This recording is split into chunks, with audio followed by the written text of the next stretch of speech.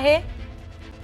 Discharge मिळाल्यानंतर मनोज जरांगे पाटील हे अंतरवाली सराटीच्या दिशेने निघालेले आहेत। मनोज जरांगे पाटील यांचा रस्त्यांमध्ये ठिकठिकाणी जोरदार स्वागत करण्यात येत आहे।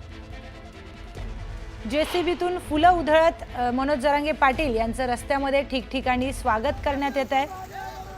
त्यांना रुग्णालयातून डिस्चार्ज मिळाल्यानंतर जरांगे पाटील हे अंतरवाली सराटीच्या दिशेने निघालेले आहेत।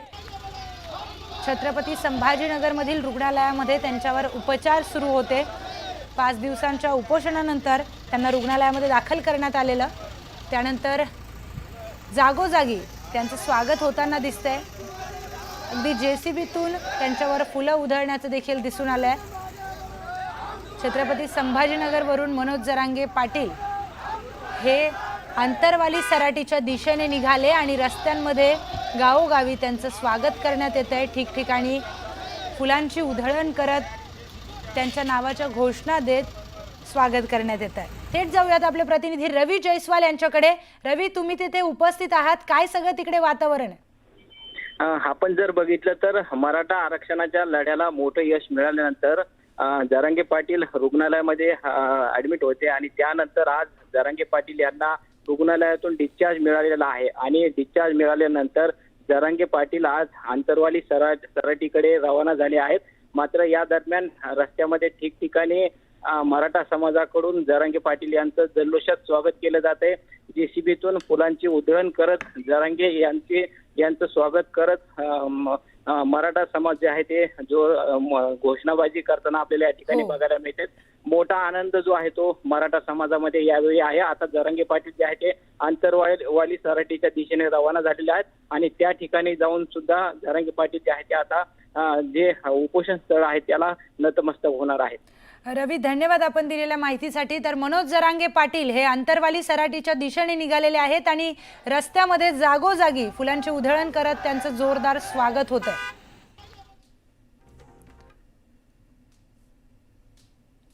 मनोज जरांगे पाटील यांना रुग्णालयामधून डिस्चार्ज मिळालेला आहे आणि डिस्चार्ज मिळाल्यानंतर ते अंतरवालीच्या दिशेने निघालेत।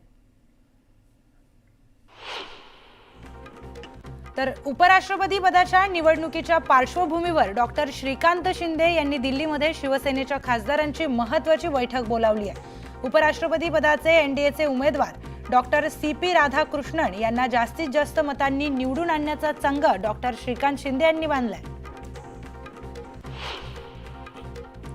महायुतीत शिक्षक मतदारसंघ आम्हाला द्या आणि पदवीधर मतदारसंघ भाजपकडे द्या अशी मागणी शिवसेनेचे आमदार शहाजी बापू पाटील यांनी केली आहे।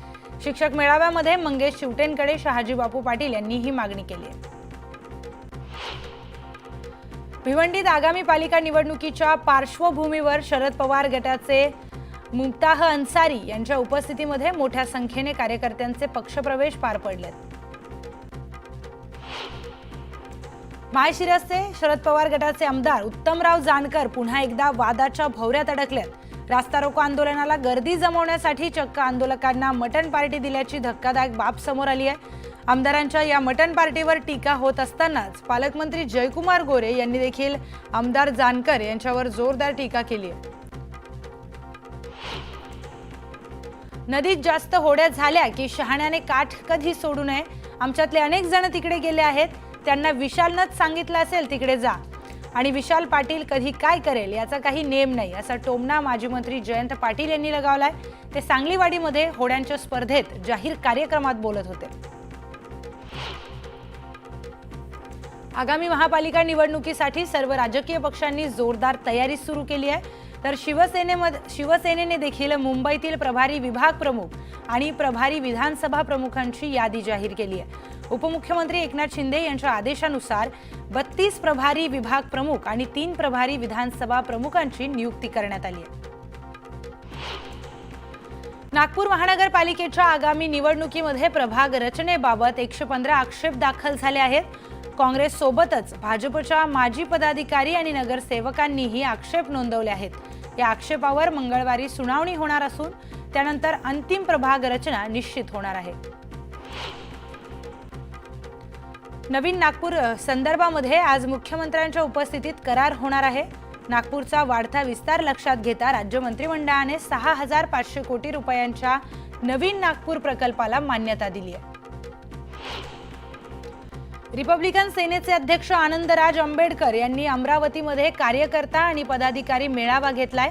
आगामी निवडणुकींच्या पार्श्वभूमीवर त्यांनी कार्यकर्त्यांशी संवाद साधत चर्चा केली.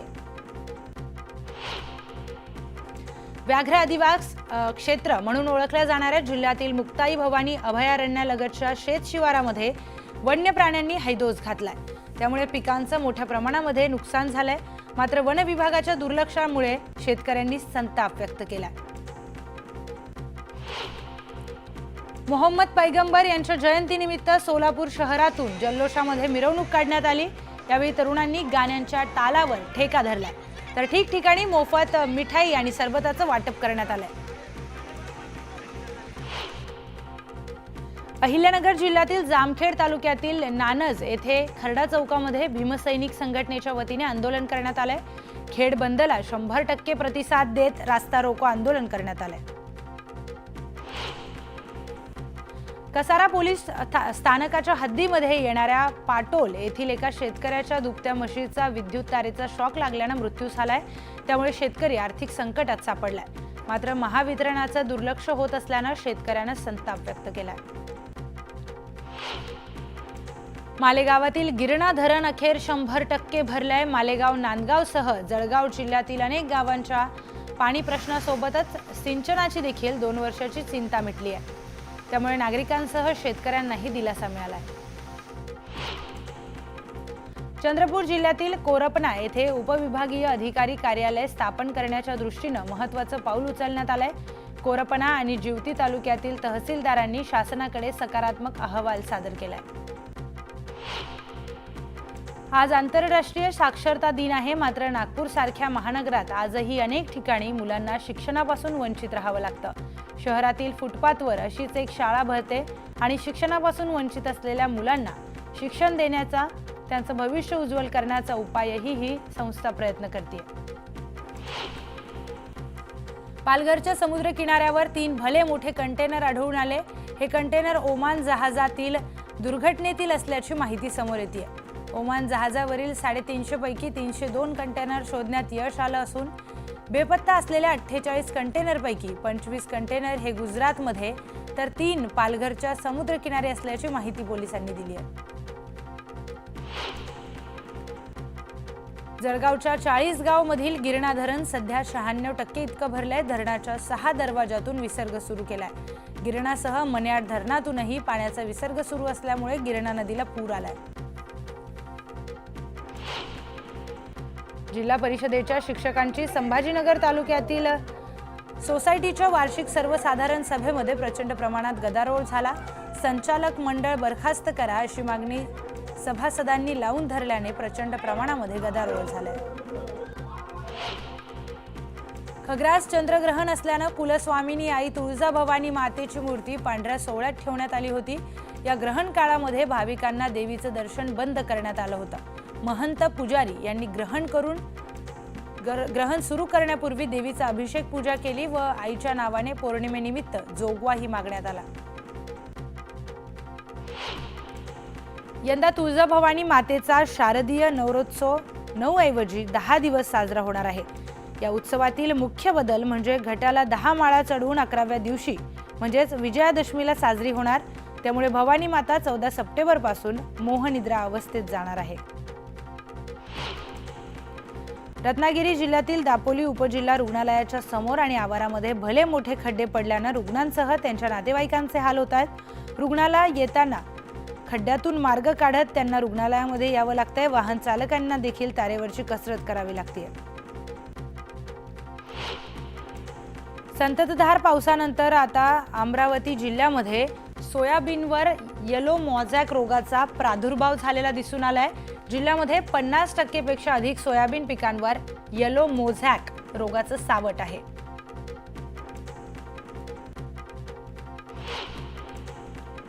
आणखी काही महत्त्वाच्या बातम्या आपल्याला पाहायच्या आहेत, पण तुर्तास एक छोटासा ब्रेक.